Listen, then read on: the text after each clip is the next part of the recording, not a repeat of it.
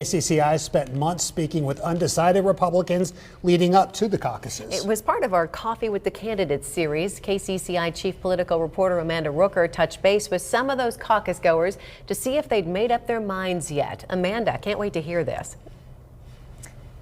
Yes, Stacey, Ben, this is so fascinating. So I talked with 4 of those Iowans to check in with what they're thinking about. And these are Iowans that live in all different parts of central Iowa. Now, months ago when I first met them, they were undecided. And now in the final hours before caucus night, they tell me most of them still have not made up their minds. You all sat down with various different Republican presidential candidates to ask them some questions. And at one point in this race, you were undecided in who you plan to caucus for. Kevin, we're going to start with you. Tell me a little bit about your thoughts right now. Yeah, it's a great question. I'm usually pretty decided in a lot of things that I do, but this presidential race has been one that I've personally put more time into the caucus than I think any other one in my life. But at this time right now, I really like Governor DeSantis and Ambassador Haley. So I've kind of gone back and forth a couple different times on which one I think I'm going to caucus for Monday night. And I'm still kind of 50-50 split on the two of them. So I will be caucusing for one of them.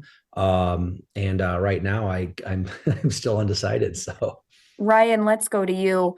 Do you know who you plan to caucus for? And if so, why? I think for me, this whole race has come down to Trump. And I just view him as an extremely distractive force right now in our country. I do think he did a good job while he was in office, but I don't think his character and his leadership style is what our country needs. I think a leader should be someone who tries to cast goals for our country and cast a vision. And with him, I just hear a lot of name calling, a lot of insults to people who have been extremely loyal to him. And so for me, I'm just sad that it's coming down to potentially the same 2 options we had in 2020, because I just feel like the entire country wants to move on, and yet we're still.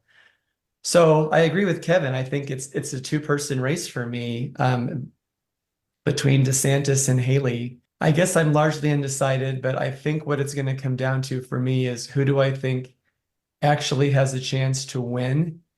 And I think Nikki Haley right now seems to have a lot of good momentum. And I think she could attract a lot of that independent, moderate vote.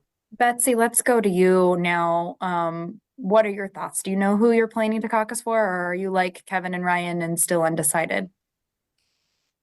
With our 3 top candidates that we have right now, my top candidate to caucus for is Nikki Haley.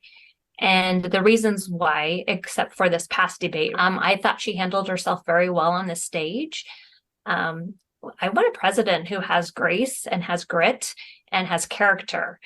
And unfortunately, we kind of seem to be struggling with that as a Republican Party, to have somebody fitting all 3 of those criteria.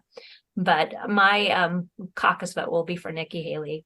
Krista, I'm going to go to you next. Do you know who you plan to caucus for, or are you undecided? Well, at one time, a little bit ago, I thought I was very decided. And now it's just, there's so many things. I'm glad to hear that everyone here today feels the same way. They're kind of undecided.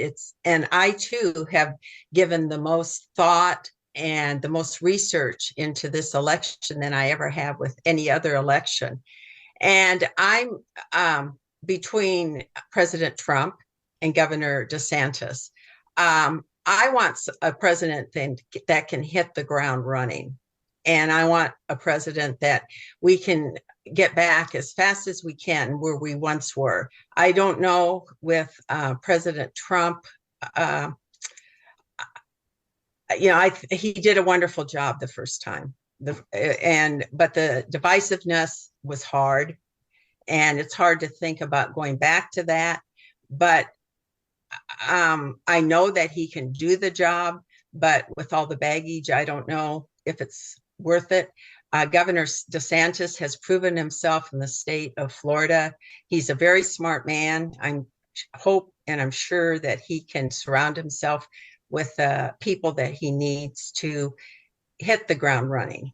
So every day, every minute, practically, I waver back and forth. And so I'm glad to be here today to kind of hear other people's opinions. Krista, you said a second ago that, up until a few days ago, maybe, that you felt very decided. What changed? Who were you decided for, and maybe what changed for you? Well, I was probably decided very much for President Trump, because I want someone that can hit the ground running. I want someone that has a record of being able to do it. But everything that's been in the news, and there's just one barrier after another, and I don't think they're credible. But you still have to go to court. You still have to fight them. Your mind is off somewhere else. So I just don't know if that's something that can be overcome. Kevin, I want to go back to you. Are there certain issues? Are there character traits that would be the thing to seal the deal for you one way or the other? At this point, I mean, I've probably had 600 million things in my mailbox from everybody, and I've seen the commercials, and I've gone out and talked to them. So truthfully, not really. For me, it's either going to be, Nikki Haley or Ron DeSantis. And I keep going back and forth, between the two of them. So, like I said, it's probably going to be a game time call for me on Monday. A coin flip for you? Well, it's like I'm trying to weigh out between which one do I think has got the best chance of attracting more people to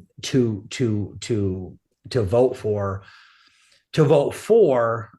say the Republicans, or to vote against Joe Biden. It really comes down to that. And so and I do think the Governor DeSantis, I think he'll bring a lot of people over too. But and then there's also something too to saying, with Nikki Haley, you could have your first female president of the United States. And I think that's also appealing, and that's going to help too in terms of getting some votes. So, it'll be pretty much a Monday evening game time decision for me. And you hear Kevin right there say it's going to be a game time decision. Some of those undecided caucus goers would fall into this latest poll, said that 7% of likely GOP caucus goers don't have a first choice candidate at this point. Now, 25% of likely GOP caucus goers say they could be persuaded to support someone other than their first choice candidate. So I want to go back to political analyst Dennis Goldford. What impact could undecided caucus goers have on this race? Well, given the distance between former President Trump and DeSantis and Haley, I don't know that's going to change that gap very much, unless we have an earthquake coming that we're not aware of. It potentially, if people actually do show up despite that indecision, have an impact on that distance or that gap between Haley and DeSantis. So that'll be interesting to see. But that group of people was a very impressive group of people. I'm very pleased to hear them. We all know people, maybe ourselves as well, when we're faced with a really tough decision we're torn about, it's very easy just to say, well, I'm just not going to decide at all. But these sound like people very dedicated to the process and really struggling with this. And you hope that it'll be more than just a coin toss, that they'll have a decision that they feel comfortable with the next morning.